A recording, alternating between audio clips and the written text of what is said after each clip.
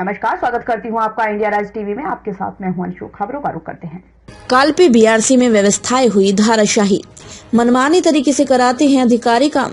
दरअसल मामला जालौन जनपद के कालपी तहसील के अंतर्गत ब्लॉक संसाधन केंद्र से सामने आया है, जहां खंड शिक्षा अधिकारी के मनमानी के चलते ब्लॉक संसाधन केंद्र में बना बाबू के बैठने का ऑफिस ही खत्म कर दिया गया, जबकि शासन द्वारा बनाई गई बिल्डिंग में बाबू के बैठने का एक अलग कमरा था, जिसमें अध्यापकों की सर्विस बुक व वेतन बुक रखे जाते थे। लेकिन खंड शिक्षा अधिकारी आनंद भूषण की ऐसी कृपा रही, उन्होंने ब्लॉक संसाधन केंद्र का पूरा भूगोल ही बदल कर रख दिया।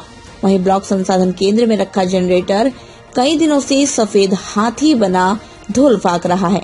और तो और गजब की बात तो ये है कि ब्लॉक संसाधन केंद्र में बना सभागार कक्ष को स्टोर रूम तक बना डाला।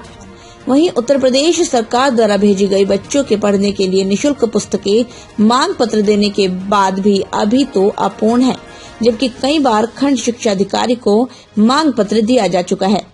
लेकिन बड़ा सवाल ये उठता है, खंड शिक्षा अधिकारी ने मांग पत्र बेसिक शिक्षा अधिकारी तक पहुंचाया या नहीं, ये तो आने वाला समय तय करेगा। जालौन इंडिया राज टीवी से संवाददाता अली जावेद की रिपोर्ट। क्या नाम है आपका? इलियास मंसूरी। यहाँ कालपी में एक बीआरसी है, यहाँ पर क्या अव्यवस्थाएं हैं और क्या शिकायत है? यहाँ पर अव्यवस्थाएं तो यहाँ बहुत सारी हैं। अभी जो है यहाँ पर आते हैं तो ना तो खंड शिक्षा अधिकारी मिलते हैं। हम 3 बार आ चुके हैं यहाँ पर जो है अपनी समस्याओं को लेकर के और अपनी समस्याओं को रिसीव कराने के लिए। तो यहाँ पर ना तो हमें खंड शिक्षा अधिकारी मिलते हैं और ना ही कोई हमें कर्मचारी मिलता है।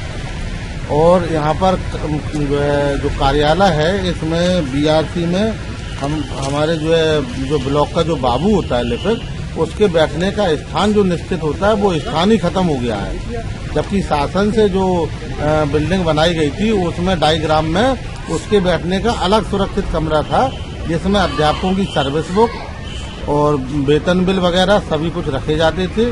लेकिन जब हम यहाँ पर आए हैं तो यहाँ पर जो अभी आदरणीय खंड शिक्षा अधिकारी आनंद भूषण जी वर्तमान में है, उन्होंने यहाँ पे ऐसा पूरा फेरबदल कर दिया है कि भूगोल बदल दिया है कि यहाँ पर किसी भी प्रकार का जो है बाबू के बैठने का स्थान ही नहीं बचा है। और हम ये कागज लिए घूम रहे हैं कि किसे रिसीव कराएं। तो यहाँ पर लक्ष्मी बहन जी है एक अनुचर के रूप में, वो यहाँ पे रिसीव करती हैं कागज, या इसके पहले एक शिवम गुप्ता थे वो रिसीव करते थे, और रिसीविंग लेने वाला भी यहाँ कोई नहीं है। यहाँ पर और भी जो जनरेटर व्यवस्था है जो रखा है बहुत दिनों से, ये अभी तक चालू नहीं किया गया है। जनरेटर के बारे में तो हमें जानकारी नहीं है, लेकिन हमने जब यहाँ पे पूछा यहाँ जो ऑपरेटर हैं तो उन्होंने ये बताया कि जनरेटर का कनेक्शन अभी नहीं है। और सभागार कक्ष को उन्होंने स्टॉक रूम बना रखा है। अब ये तो उनकी व्यवस्था है कि सभागार कक्ष को स्टोर रूम बनाना चाहिए कि नहीं बनाना चाहिए, ये तो बहुत बड़ी व्यवस्था है। सभागार कक्ष को सभागार कक्ष ही रहना चाहिए, शासन के निर्देश है। और सबसे बड़ी बात तो ये है कि विद्यालयों में निःशुल्क पाठ्य पुस्तकें जो उत्तर प्रदेश सरकार से भेजी गई हैं गरीब बच्चों के लिए, वो आज तक अपूर्ण है। मांग पत्र देने के उपरांत भी अगस्त में मांग पत्र और अक्टूबर में मांग पत्र दिए जा चुके हैं, और आज तक वो निःशुल्क पाठ्य पुस्तकों की पूरी आपूर्ति नहीं की गई है। आप लोगों ने शिकायत नहीं किया बीआरसी ऑफिस में? शिकायत किया, पहले हम मांग पत्र देते हैं। ये हमारा एक प्रोसेस होता है कि शिक्षक संकुल के द्वारा हम मांग पत्र जो है खंड शिक्षा अधिकारी तक भेजते हैं। खंड शिक्षा अधिकारी उसको बीएसए महोदय तक भेजते हैं।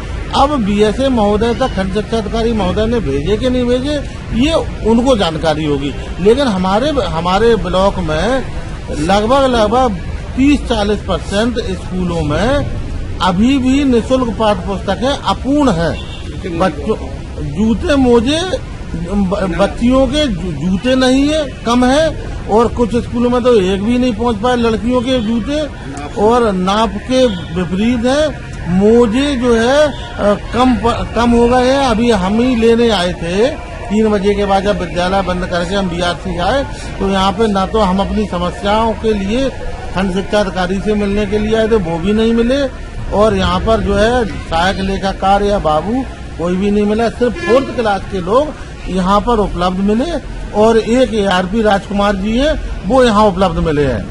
तो फिलहाल की हम खबरों में बस इतना ही, लेकिन आप कहीं जाइएगा नहीं। बाकी की ताजा तरीन अपडेट्स के लिए देखते रहिए इंडिया राज टीवी। नमस्कार।